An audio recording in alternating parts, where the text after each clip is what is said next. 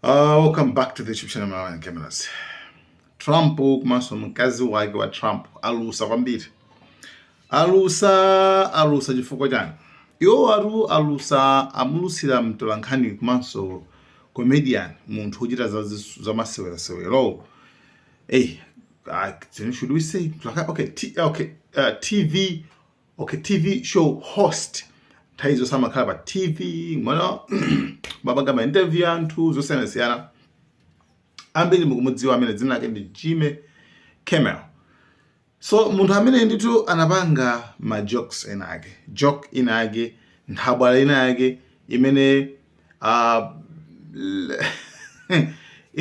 nthabwala inapangidwa 2 days before nkhani yokhoza ndi kushutana ichi inachitika ichi. So mkulu ameneyu anapanga video, koma video is like amakhala ngati kuti anayipanga pretend ngati Melania Trump, mkazi wa Trump, ali mu studio mo, okay?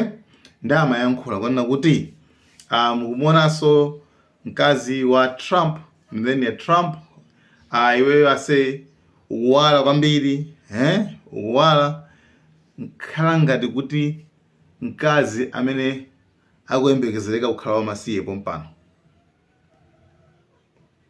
Ukuwala khala ngati mkazi amene akuyembekezereka kukhala wamasiye pompano. And of course, our First Lady Melania is here. Look at Melania, so beautiful. Mrs. Trump, you have a glow like an expectant widow. You know, Melania's birthday is on Sunday. That's right. She's planning to celebrate at home. So, yeah. Why am I on husbands? Here you am I on the for age gap makamagazaga kutalika kusena kwa zaga Trump mu June muno aka alindizaga 80 panoba ndi 50 panoba ndi 79 kwa mu June muno aka alindizaga 80 mkazi wawo alindizaga 56.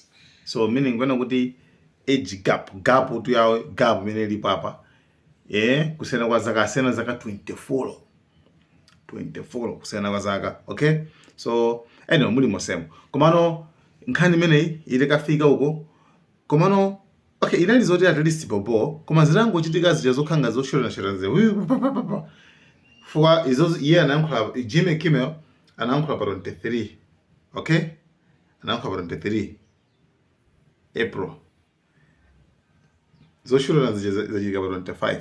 So me kungota 2 days wina ngomobe ufuna kupha Trump ndezi lakanga ala zukhala bachi nkuluja amakampa zoti chani. So anyway, since palibe connection iliyonse and you are jana alemba kona kuti Jimmy Kimmel kumena magenshiro Jimmy Kimmel Disney kuti yapange fire ya Jose Ntchito. So you are not actually ineneli jokes chap ina ma joke ndakuti yayi simungapange joke pankhani kukhuzana ndi kufa kwa munthu kapenapo anyway zinazo sales.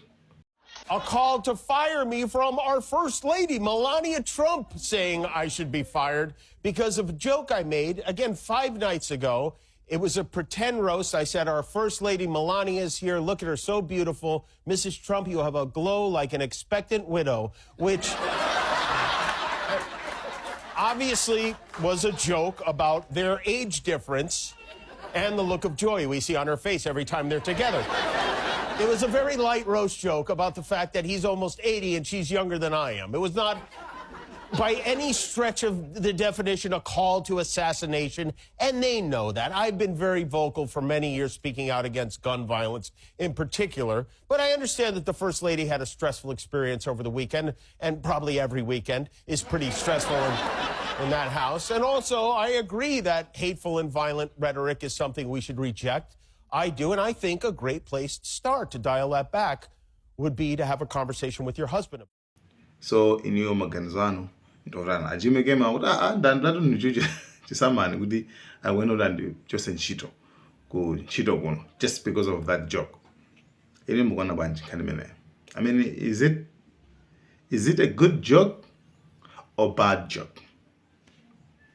Kabena a Trump wanguzilengela Pango. I mean, tell us what you think. Thank you so much, Malawian cameras.